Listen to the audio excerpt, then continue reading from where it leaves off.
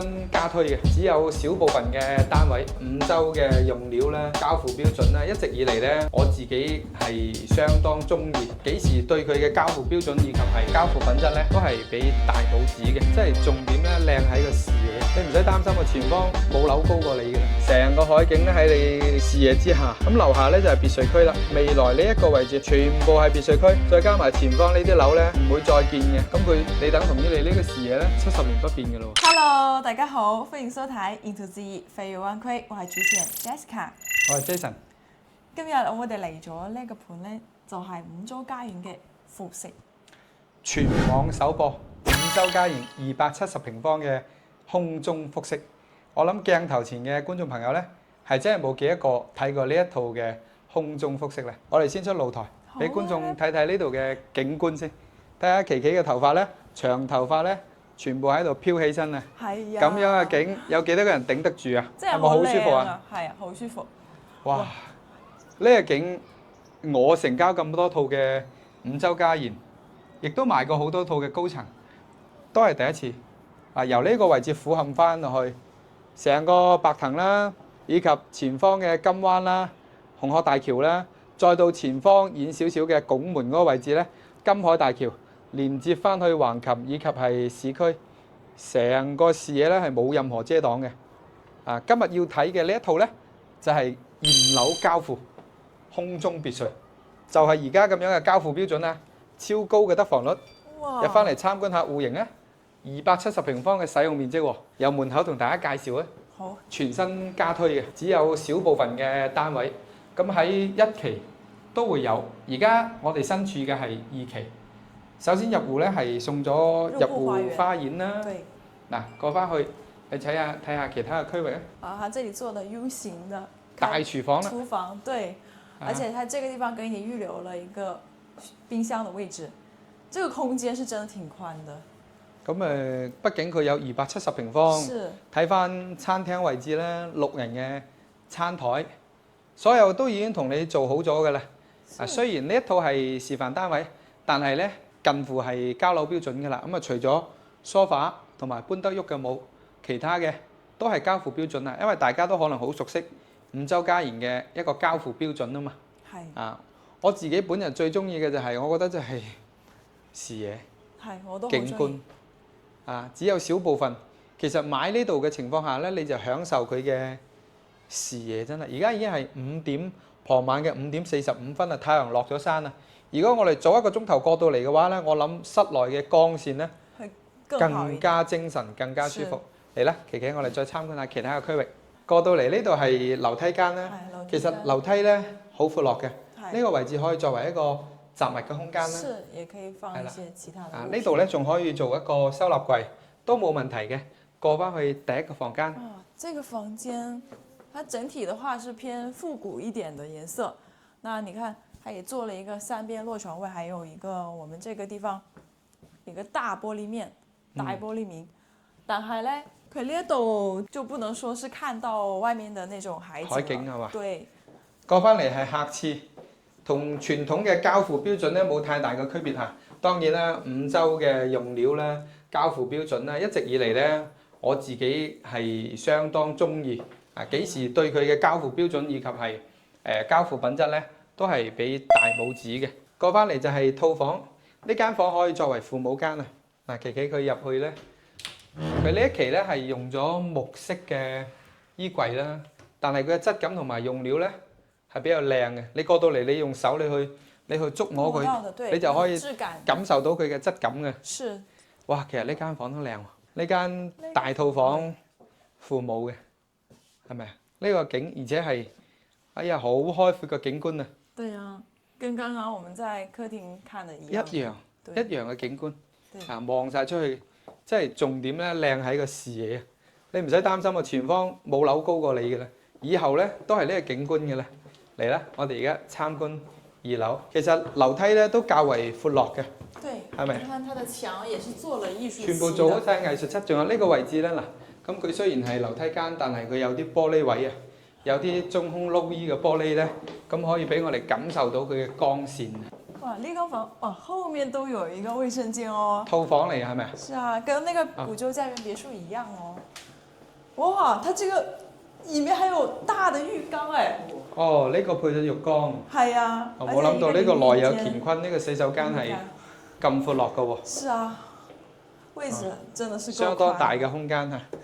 嗱，過翻嚟呢一側係做咗5線嘅倒頂衣櫃啦，仲有呢個玻璃面，其實成個視野係好靚嘅。是啊。嗱，呢間房亦都係一個靚視野啦，做咗5房5個洗手間喎。係啊，5個洗手間。呢個視野真係無敵，好精神啊！呢啲視野舒服。OK， 再去其他嘅區域睇睇。咁佢呢期嘅顏色搭配咧，就真係正如阿琪琪所講，就比較會復古中式少少。哇！佢這裡都做了一個到頂的櫃子哦，衣櫃。我以為入邊你又發掘到洗手間。冇。呢個係咪套房啊？係啊係啊。呢個冇開燈啊？這個背景牆我很喜歡。呢盞燈我哋未揾到喺邊度開下。哦，開咗啦，開咗。哦，開晒啦。嗱，而家開燈嘅情況下，洗手間喺呢度。嗱，琪琪你參觀下洗手間，都有浴缸嘅。哇，真係喎。都係有浴缸嘅。而且它又是浴缸又是淋浴間，都分開的，這個寬度又很寬，完全夠的。我比較中意咧就呢一面大玻璃，呢度有一面玻璃，再加埋自己有個大露台，成間房係好多個玻璃面嘅，俾你感受下先。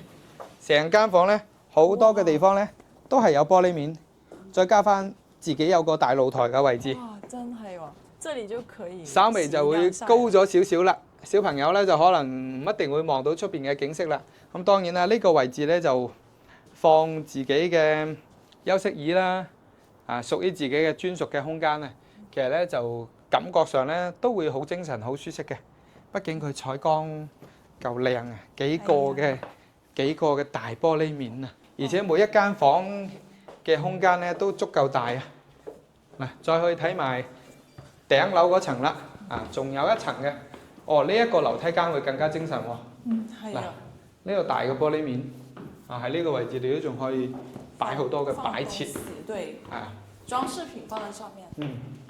到咗第5間房啦。哦，這裡又有哦，衛生間。呢間係同樓下間一模一樣嘅，你睇下有冇浴缸？有啊，都有嘅喎。都係有浴缸。係啊。而且我感覺這個會更寬、更大一點。係啦。哇！呢個視野真係靚啊！呢個視野。望晒白藤湖，前方嘅金灣，成個海景咧喺你嘅視野之下。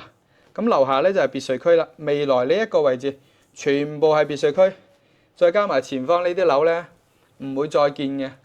咁你等同於你呢個視野咧70年不變嘅咯喎，呢幾十年都係呢個視野嘅咯喎。係啊。係咪好靚好精神嘅？出邊仲有屬於自己嘅一個大天台位置。對面嗰戶有人住啦，有人住啦，係咪啊？嗱，呢戶有人住啦，呢戶係另外一戶啦。嗰戶咧都係複式，佢價錢會平啲，朝北面望嘉禾城。呢一戶係朝南，望海景，喺度燒嘢食，都幾舒服嘅。自己再種啲綠植，我比較中意就係成個視野啊。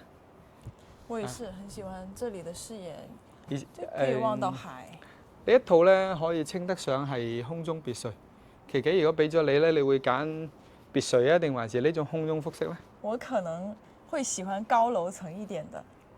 可能呢一個就係偏年輕化嘅群體啦，係咪啊？可能有部分咧會中意住呢一種嘅空中複式。